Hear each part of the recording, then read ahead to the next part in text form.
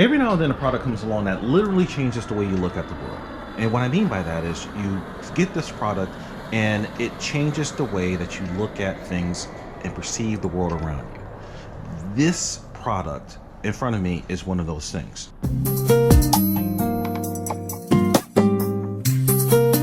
I got something to say, something to say.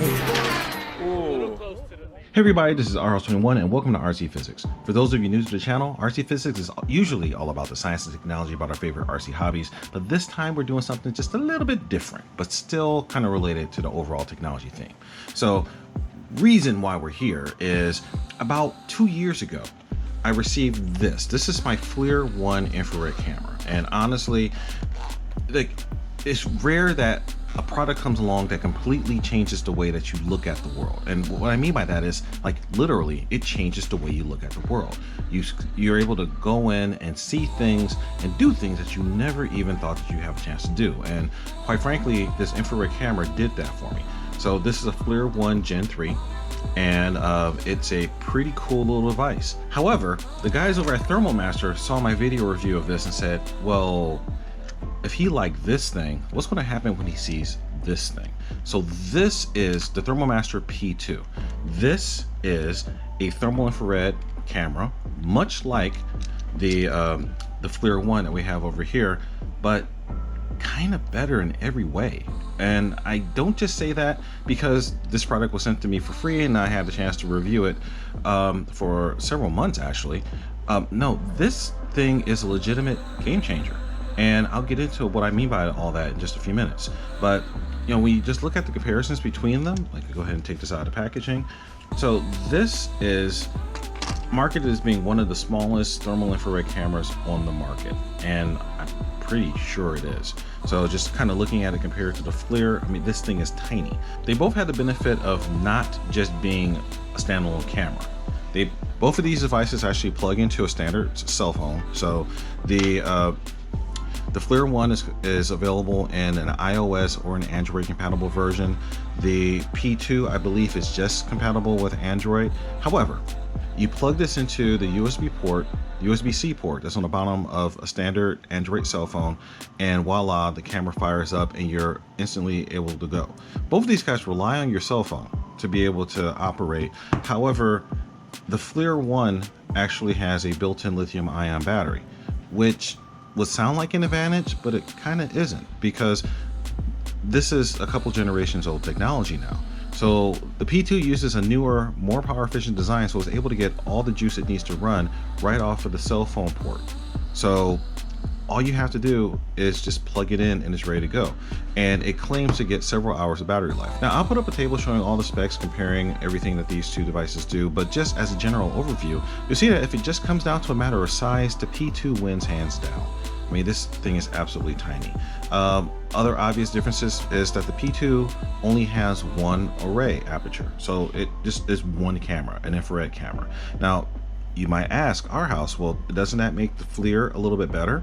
Well, not really, because the reason why the FLIR has two arrays here is because the infrared camera on the FLIR is only about 100 pixels square. And I'll post in the exact dimensions, but it's a fairly low resolution device. I think it's like 64 by 100 pixels. It's a very low resolution device. So it actually uses a visible light imaging camera to do advanced processing to basically artificially enhance the resolution of the infrared imagery. And you'll see in the FLIR imagery, there's this ghost outline that you see on top of the infrared.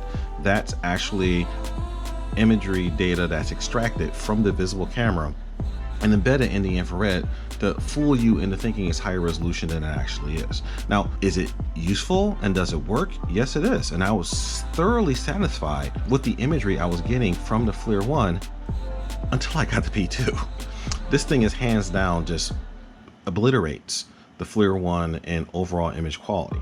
And that's, again, not because the FLIR was bad, it's just this is a newer device. It's a newer sensor that actually has higher resolution, meaning it has more pixels, but it also has higher sensitivity, which gives you higher dynamic range inside the imagery, more steps in the color resolution, and it actually has a wider temperature measurement range as well. This only has one imaging range, where this has two. So we can do a standard range, which is I think up to around 400 degrees Celsius, and then a higher temperature range that goes up to 1300 degrees Celsius, I believe. And I'll confirm that with the specs. But just look at the size of these things. So they both come with a nice convenient carrying case. This one will fit into your pocket.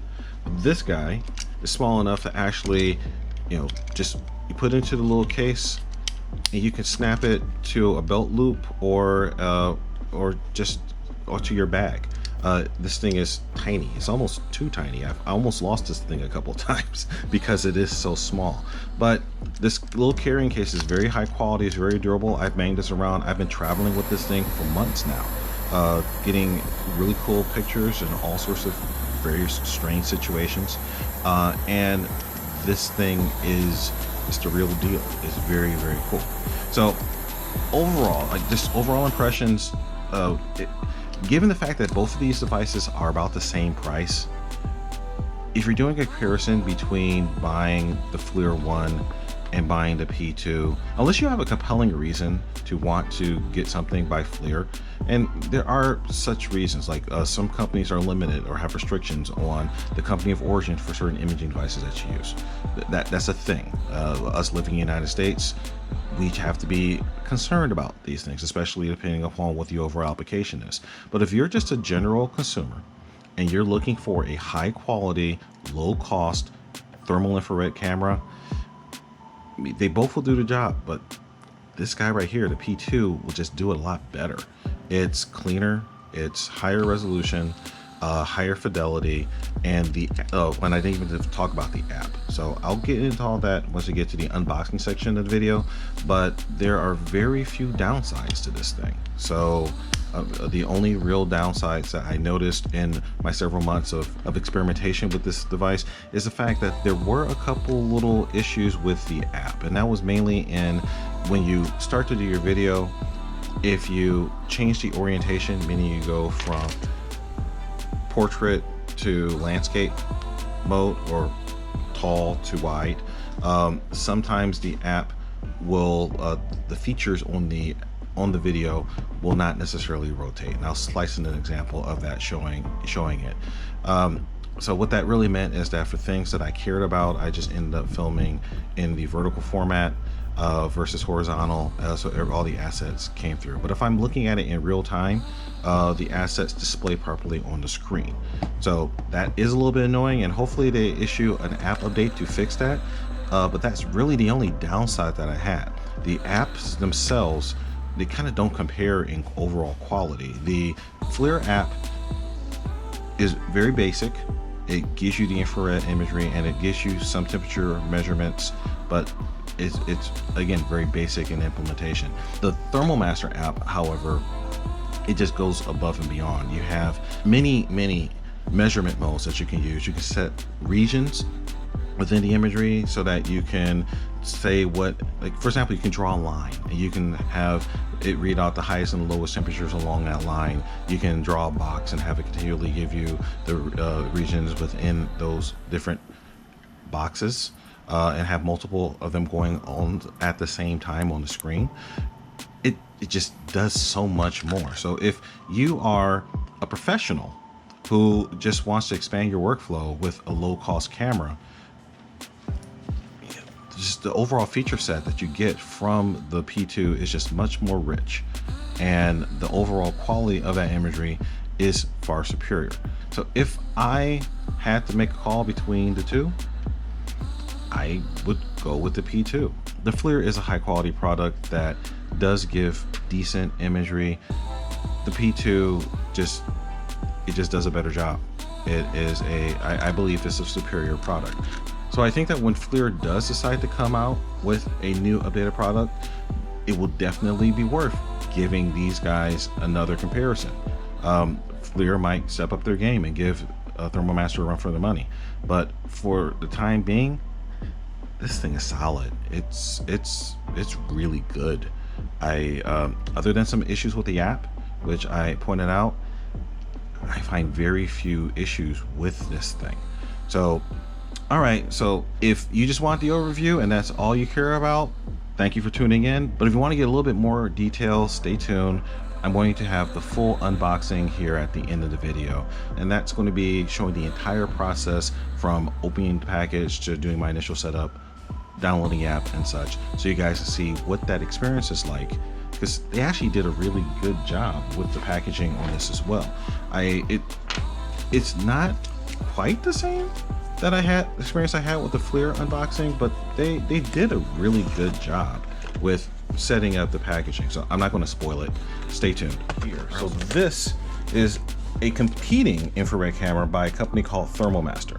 So they provided this camera, sponsored this video, and wanted me to go and give the full unboxing experience and show you guys what you can do with this type of camera, its capabilities, and give you the full rundown of all the specs, what it can do, and how it compares to my trusty little FLIR camera right here. Now, before I go into the Thermomaster, I'll just give some of the highlights of this. This FLIR it's a solid camera, but it is very much an entry-level product. The resolution of the camera is pretty low res. This is only a $200 device, and I'll link it to Amazon so you can look up what I bought. You can see all the individual specs of this device. I've used it for a lot of projects around the house, and it's given me a lot of visibility into things that I had no other way of knowing. So it's kind of remarkable the types of use cases you can come up with for an infrared camera. Tons and tons and tons of interesting uses if you have this camera around. So having an infrared camera in your toolbox, if you are a hobbyist, is a pretty cool thing to do. So let's see if the Thermomaster product is on the same level as the FLIR. So let's start off going into the package, and like, this is a true unboxing. I have not opened this guy yet, but okay, it's well wrapped, and oh, this is a lovely picture. So first off, this is the Thermomaster P2, and you can see here it says it's the world's second smallest thermal camera. So I'll compare directly in the size versus the FLIR unit in just a moment, but you can just kind of see versus the generic smartphone that they have here. This guy looks like it's tiny, and you see down at the bottom, this is the Android version. Major specs, this has a capability of measuring up to 1112 degrees Fahrenheit, which equates into 600 degrees Celsius. Plus or minus 1.5% accuracy, 15 times digital zoom. It operates at a rate of 25 hertz. That's actually really good, because that is one thing that I noticed pretty obviously with the FLIR camera, is that its refresh rate is fairly slow. It's only going at a few hertz. It claims to only draw 0.3 watts, so a third of a watt, and has a battery life of 400 minutes. So that's pretty sweet if it's true. And it says it uses the Razor X patented imaging algorithm. I don't know what that means, but we're going to be checking it out. Anything else interesting on the package? Nope, we've got Thermomaster and a QR code. So I just imagine that that is the product serial number information. Anything else on the back? No, just Thermomaster P2, country of origin, all the other good information, and contact email. All right. Oh, and a QR code for tech support. All right, so let's go ahead and slide this guy open, and let's see what's in the package.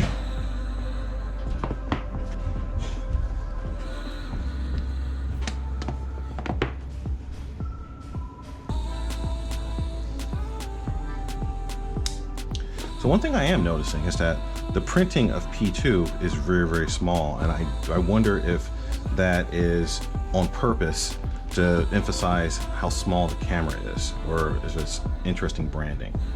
But we'll see here in just a moment.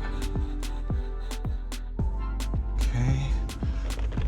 So the packaging materials so far seems like it's fairly high quality. I know the quality of the packaging has nothing to do with how well the actual product is, but when you're getting into these types of consumer products, having a nice packaging experience really adds to the overall experience of ownership.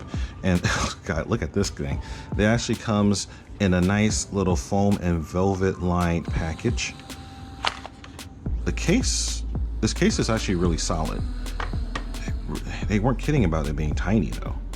Oh, and it looks like it's got a little carabiner down here at the bottom. So I'm assuming that you can take this and add it to the package here so that you can basically just link this thing off like your toolbox or something else so you don't lose it. Okay, that's actually not a bad thing. Oh, the case is actually very well made, very well engineered. It's got a push button hinge. I push the button and let's see what happens. Oh, and push button latch, and God, this thing is tiny. Wow, this thing is downright minuscule. Let me grab my calipers and take a measurement. All right, so let's go ahead and got my calipers and my scale so I can go ahead and see how much this thing actually weighs. All right, so starting off, okay, so this little guy, it looks like it is 30 millimeters by, I'm trying really hard not to touch the lens, 30 millimeters by 20 millimeters by 8.5 millimeters thick. So that is really small, and it weighs in at 10 grams. So this doesn't come through on camera, but 10 grams is pretty heavy for something that's this small. So this guy is pretty dense. So and it has an aluminum case. So it all in all has a very high quality feel. You see their branding, that's all over it. Thermomaster on the front and the back. But yeah, I mean, it's overall, I'm very impressed at the manufacturing of this thing. So that's pretty cool. Before I compare it to the FLIR, let's go ahead and see what else is on the inside of the materials. Even though you almost never go back into these things, I always try really hard not to like rip them. There we go. All right, here we go. Thermomaster. Okay, and we've got a nice little user message with QR codes, so telling you how to get to the customer service and the official Facebook group. So that's kind of cool. And then you have the quick start guide. It's rare these days to see people actually give good documentation, but God, this is a legit book. This is almost a throwback to the older times, because you very rarely see something this comprehensive. All right, let's see. Okay, so it looks like this has several languages in it. So we've got a quick start guide. So English, that looks like German, Spanish, Portuguese. I see Japanese. I don't recognize all of the languages here. Okay, so this is a pop quiz for you guys. If anybody who can identify all the languages that are inside of here, go ahead and post it in the comments. That's today's game. But you can obviously see that it's got 1, 2, 3, 4, 5, 6, 7, 8 different languages translated in here for the instructions. So you actually have a paper manual to refer back to, which again, like I said, is pretty rare these days. All right, so I'll just skim through here and try to get closer so people can actually see. So these are just your general do's and don'ts with the products, like things to do to keep it safe. I mean, so basic things like protect it from strong vibrations, don't point the lens at a super bright source, like don't point it at the sun. That can damage it, and I'll talk as to why that is in a few minutes. Let's see, don't disassemble device. Okay, so things like be careful around the USB connector because you could break it. Don't use it in extreme conditions. So the recommended service temperatures are -10 degrees Celsius to +55 degrees Celsius. I'll convert that to Fahrenheit for all of us in the United States. Keeping in a dry environment. keep the packaging materials around in case you need to return the item, and instructions on how to get in contact with the company in case you do have a failure. Okay, so that's good information to have in print, so you don't have to go and chase down a website to refer to it. As you might expect, you need to download a proprietary app in order to use the software. I'll walk through that whole process. In general overviews, one complaint is that the print here is pretty small. So those of us who are in the, let's say, the more experienced age brackets might have problems reading some of this without a magnifying glass.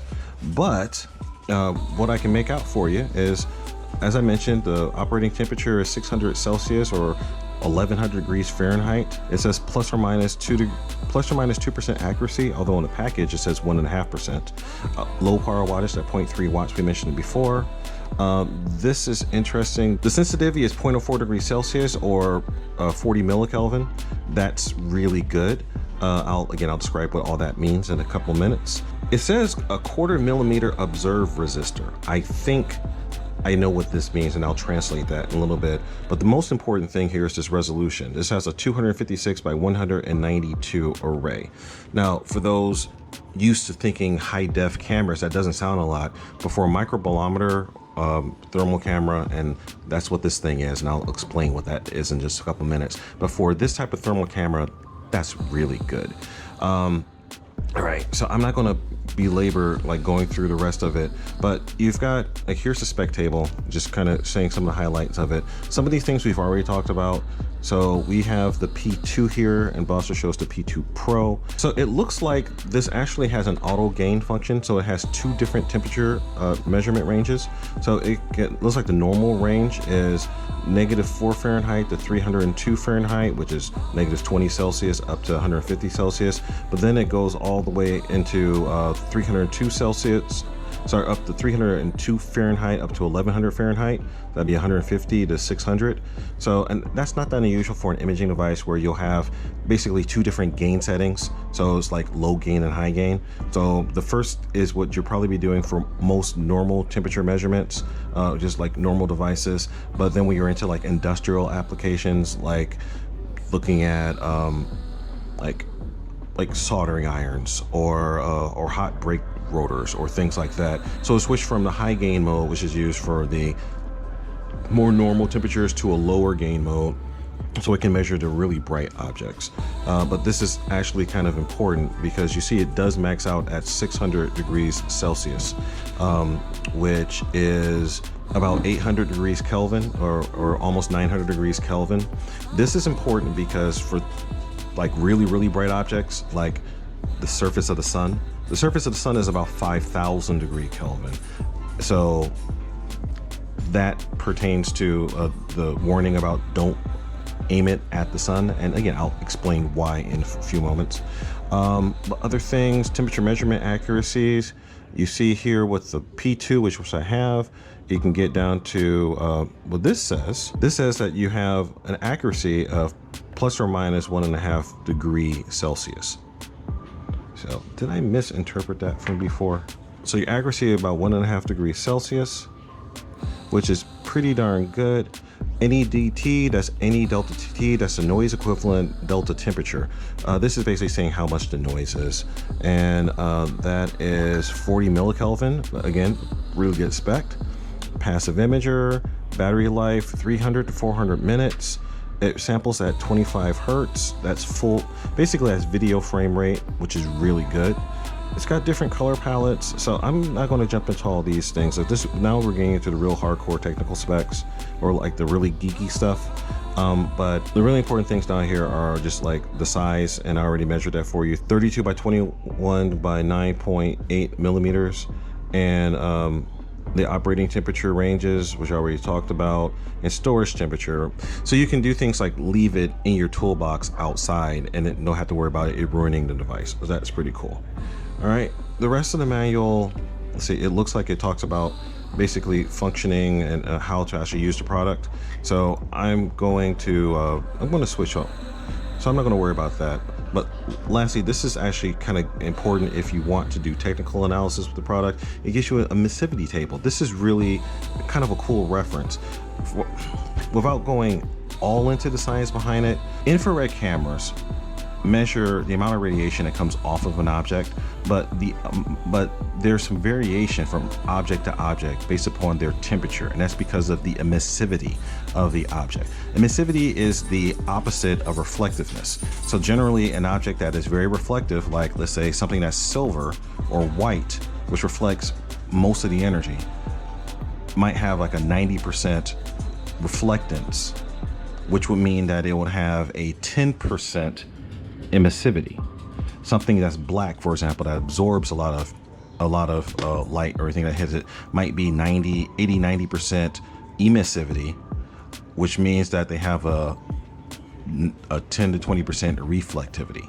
So they just kind of go back and forth like that. So common materials that you measure, the emissivity will change that slightly, and that's going to alter your temperature readings. So a good thermal camera will actually let you update the emissivity inside the software so that you can get a more accurate temperature measurement. And you see here, this gives you that information. So going through a list of common materials, you have things that range anywhere from like 98%, so that's human skin, all the way down to like 55%, which is cathodic aluminum oxide. I need to look up what that is actually. But so this is a really good reference to be able to dial in and get very accurate temperature measurements of what you're looking at. All right, so it looks like the English instructions are really only 13 pages. So, but still, having a good quick start guide like this in print is a rare thing, but something that I personally really appreciate. All right, so let's go ahead and fire up the App Store and go ahead and download the app so we can start using this thing. All right, so when you use the QR code, it brings you to the Thermal Master website. So it looks like this was kind of like DJI. The app doesn't look like it's in the App Store. It looks like you have to direct download it from the manufacturer.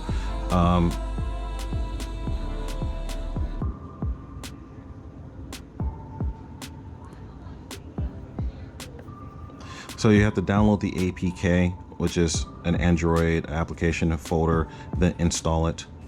Now, okay, so now we are in the app, and okay, we can verify. So this is ThermalMaster app. So here it says you can verify whether the device is connected on the phone screen. So I enjoy fun. Okay, so this is just give you a little app overview.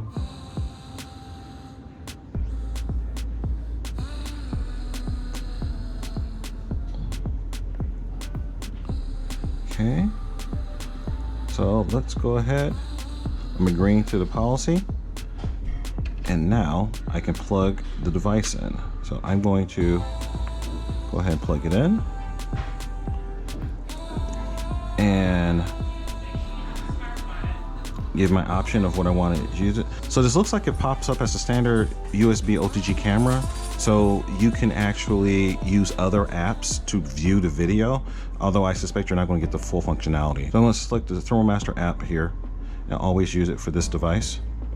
All right, so now I can go in.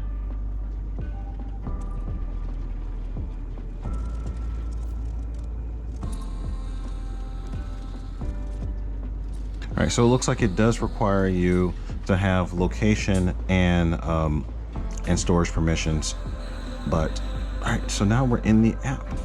So we can see, so it looks like the default view is just giving me a grayscale, but there should be a way that I can go in and I can change that.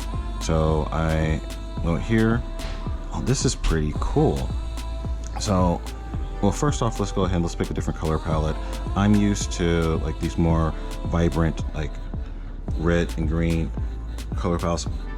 God, this resolution is crazy good. I'm sitting here looking around my little workshop. So let's look behind here. This, you've got my soldering iron, which even though it is off, the power supply is not the most efficient, and you see it's glowing like crazy. And what else we got going over here? This is my little USB power supply back here. And that sucker is lit up like a Christmas tree. So what you got going on with some of these things is you've got reflected energy and actual emissive energy. So oh wow, look at this. So I just grabbed this item. You see it's cold. I let go and you see my temperature, my handprint right there. So this is one of those games you can play with a thermal camera. I'm touching down here and here you can see my palm print, plain as day. This is really cool stuff. So, all right guys, remember to like and subscribe. Our House 21 sign out. Remember mantra, fly, fix, fly, break it, fix it, and do it all over again. And stay tuned. Our House 21 sign out. Peace.